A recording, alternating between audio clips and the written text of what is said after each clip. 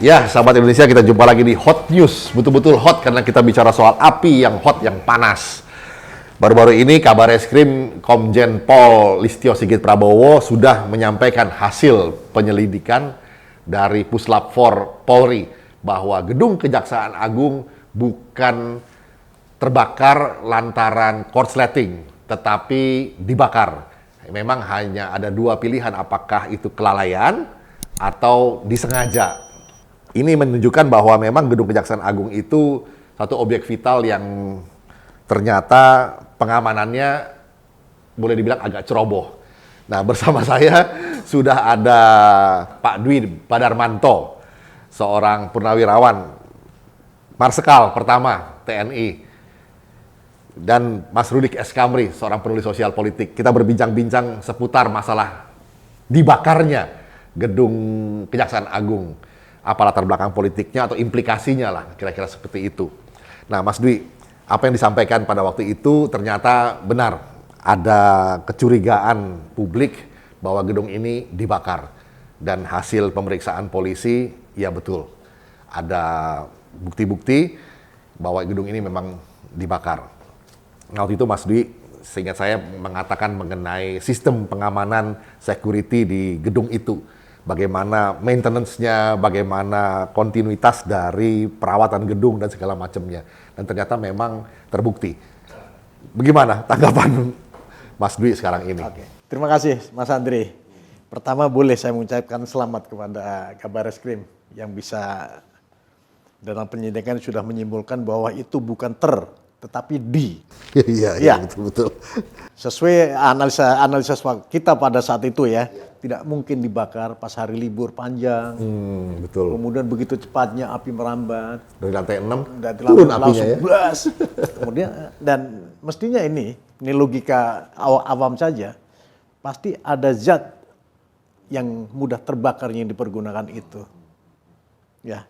Nah, ini menunjukkan bahwa kita khususnya di instansi pemerintah harus lebih berhati-hati. Betul. Nah, kalau sekarang mengenai implikasi sosial politik ya Mas Rudi, kita tahu bahwa baru-baru ini memang Kejaksaan Agung lagi disorot karena sedang menangani kasus-kasus ya besar lah, walaupun sebenarnya yang besar juga sudah lama banyak yang belum beres.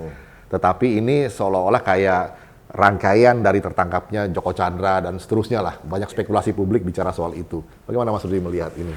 Baik.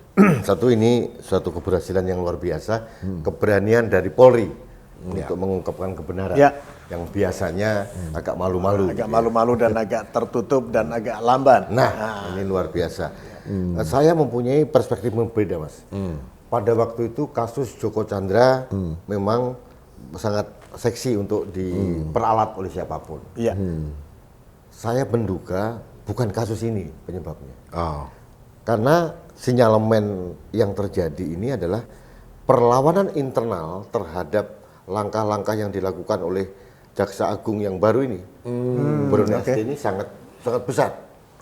Penggantian Jaksa Agung muda dan beberapa rotasi beberapa pejabat, dan sudah ada indikasi perlawanan karena beliau akan menegakkan membersih-bersih lah gitu lah. Iya. Logika saya adalah kemungkinan ini orang yang sengaja membakar ini memanfaatkan momentum, karena logika publik pasti larinya ke Joko Chandra. Ya, dengan jaksa Pinangki segala macam. Jadi ini analisa saya, Mas, ya. Karena seorang Pinangki saya kira tidak mempunyai, memang dia luar biasa hebat, tapi tidak mempunyai link yang keberanian yang begitu membakar satu gedung gitu ya. Tapi gini Mas Rudi, ya. Itu perspektif Mas Rudi mungkin ada benarnya. Tetapi kalau itu benar, begitu beraninya, itu kan masalah internal kejaksaannya. Kalau itu memang terjadi, misalnya nih, benar apa yang yang dikatakan Mas Rudi bahwa itu ada mungkin kegelisahan atau kegaduhan internal, kemudian saya membakar, itu suatu keberanian yang luar biasa. Dan kejahatan yang luar biasa. Pastinya. Nah, ini sebetulnya begini, Mas. Jaksa Agung ini memang beberapa orang mengindikasikan orang ini sedang mau bersih-bersih. Ya, itu. Dan bersih-bersih ini kan pasti ada resistensi. Yes. Ya. Mungkin tidak hanya di Kejaksaan Agung lah, dimanapun gitu Mas Andri ya. Jadi cuma saya mencari Mas, mengotak-atik Gatuk teori konspirasi. Ya. Harus ada momentum yang dipakai untuk istilah dia nih berselancar di atas Kejadian isu yang lagi hot orang lain sebagai pengalian isu nih ya. Ini saya gitu ya. Karena semua orang waktu itu termasuk saya atau mungkin pejabat tinggi yang wah ini jaksa Pinangki ini, kasus Joko Chandra ini. Ya, sebetulnya kasus Joko Chandra kalau kita lihat secara kasusnya sendiri itu kan hanya 2 tahun penjara ditambah dengan nyuap itu kan. Tidak bukan kasus yang sangat besar gitu. Menjadi besar karena dia bermain dengan dibantu oleh beberapa aparat. Itu. Jadi akhirnya kita menjadi heboh. Tapi bukan korupsi sekian ratus miliar atau mungkin itu yang udah istilahnya tuh kronis ya, bertahun gitu ya. Nah, saya berpikir begini, karena ini ada indikasi ada sesuatu yang akan dibuka oleh Jaksa Agung. Internal affairs. Internal ya. Kan ini kan misi dari Pak Jokowi toh, harus ada bersih-bersih, harus ada penegakan hukum dan sebagainya. Ini analisis saya, Mas. Karena apa? Langkah yang dilakukan ini yang dikatakan Mas Dwi tadi benar. Ini membuat suatu langkah yang sangat extraordinary. Membakar gedung. Kita dulu logika kita sudah waktu kita bicara yang pertama. Sudah nggak masuk akal ini. Api itu berlawanan dengan air gitu loh. Kalau air kan dari atas ke bawah. Api biasanya dari bawah ke atas. Logikanya begitu. Ini kan dari lantai 6 nih. Mas Dwi tahu mungkin lebih tahu. Gedung Kejaksaan Agung dibangun pada waktu Jaksa Agung Sugiharto kalau nggak salah. Itu gedung yang terbesar waktu itu dan dibangun beton, Mas. Gedung beton bisa terbakar dalam waktu tidak lama. Sekali ya. Artinya apa? Satu, digunakan zat yang mudah terbakar dan dilakukan oleh orang yang ahli, Mas. Oleh orang profesional. Nggak mungkin. Katakanlah saya ada teman saya namanya Ramon gitu, dia seorang editor terus suruh bakar itu nggak mungkin. Pasti ada orang yang mempunyai keahlian dan pengalaman di bidang itu. Saya. Kemudian kalau itu menggunakan bahan yang mudah terbakar itu pasti dalam jumlah yang banyak. Artinya kalau pengamanan di dalam kantor itu sendiri tertata atau dilaksanakan dengan baik tidak mungkin terjadi gitu loh ya. Mas Andri, ini Mas Bri ya. Menurut saya sekarang ini justru lebih berat ini. Tugasnya adalah mengungkap ya siapa-siapa. Ini kan nggak mungkin single person yang melakukan. Pasti. Ada konspirasi banyak orang melibatkan banyak orang gitu ya. Gedung sebanyak itu menggunakan bahan-bahan yang mungkin banyak itu dari ujung sini kan jauh itu. Jadi nggak mungkin semudah itu ya. Nah, ini keberanian dari Polri dan keterbukaan dari Jaksa Agung untuk menelisik semuanya, Mas. Betul, setuju. Saya hanya khawatir kadang-kadang ini orang-orang operatornya yang kena ini jangan sampai gitu loh. Mastermind-nya yang harus kena. Kalau mau dibongkar sekalian bersih-bersih sekalian gitu loh. Kalau perlu mereka dibakar sekalian gitu. Artinya kasusnya bukan orang. Sahabat Indonesia, hipotesa dari publik memang sah-sah saja untuk ikut menganalisa ya. Karena memang ini kasus yang betul-betul memprihatinkan bangsa kita. Kita sangat berharap hukum bisa ditegakkan, tapi sekarang terjadi kebakaran gedung kejaksaan, salah satu pilar dari hukum itu betul-betul sedang terancam atau diancam. Atau di yang sekarang terancam atau diancam begitu ya. Jadi upaya bersih-bersih internal ini memang bukan satu pekerjaan mudah dan berbahaya.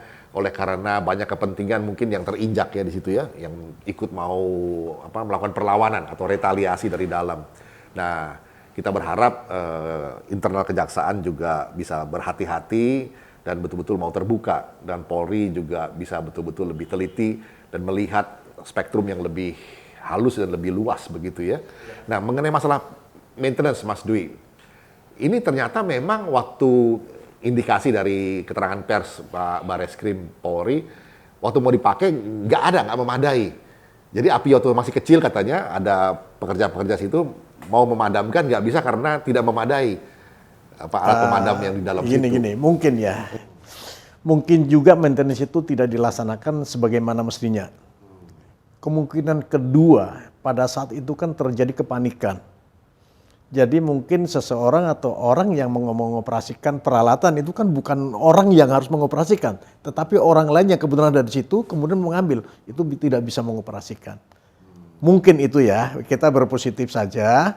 Karena begini, pada dasarnya bahwa peralatan itu di-maintain atau dipelihara itu memang ada biayanya dan itu rutin. Kalau kita ngelihat di dalam sistem penganggaran, pasti ada biaya pemeliharaan alat pemadam kebakaran itu gitu.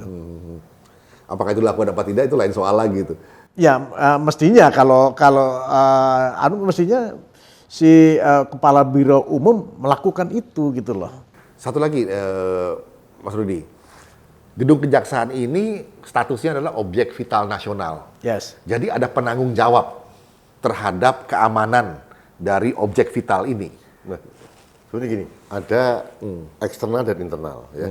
Secara internal pasti ada. Pasti ya. Dari biro umum atau Biro apa umum sebagainya. ya. Tapi secara eksternal itu sudah ada di kepolisian itu ada yang namanya OPVIT namanya.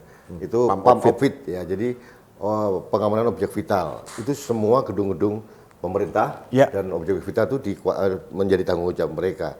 Tapi kita ini Mas Andri, mohon maaf Mas Dwi ya, yang pernah di pemerintah terlalu sering dengan kata-kata rutin dan tidak terjadi apa-apa. Nah itu sehingga dianggap biasa-biasa saja. Tidak ada tidak ada SOP yang baku, even tidak ada masalah harus dilakukan gitu ya.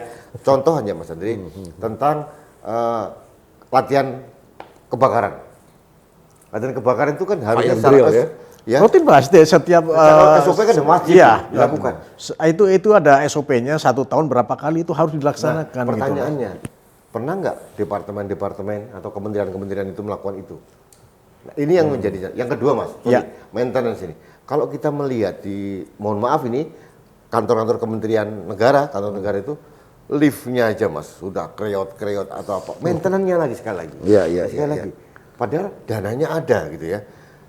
Kamar mandi saja gitu ya. Beda jauh gitu. Padahal dananya ada. Dan ini menurut saya sih momentum yang terbaik. Satu dari Pak Jaksa Agung bersih-bersih secara SDM gitu ya. Yang kedua untuk negara ini menjadi pembelajaran buat kita semua untuk maintenance gedung tadi yang Mas bilang tadi. Betul. Ini pembelajaran hebat Pak. Karena apa? Gedung itu bukan gedung 1 tingkat, 2 tingkat, 1 ruko loh. Gedung sebesar gajah begitu bisa hilang gitu. Habis Mas, habis gitu. Habis semua memang betul. Dan saya nggak tahu apakah itu bisa renovasi atau mungkin karena ini menyangkut masalah konstruksi toh. Apa ini orang yang ahlinya yang paling tahu ya. Tapi sangat farah Pak. Farah atau parah? Farah sekali. Sangat farah. Ini pelajaran pahit tapi juga satu momentum seperti saya katakan Mas Rudi Kamri tadi. Pembelajaran bahwa biaya perawatan atau kegiatan perawatan itu juga harus menjadi satu disiplin dari semua pengelola gedung, pengelola objek vital apalagi ya.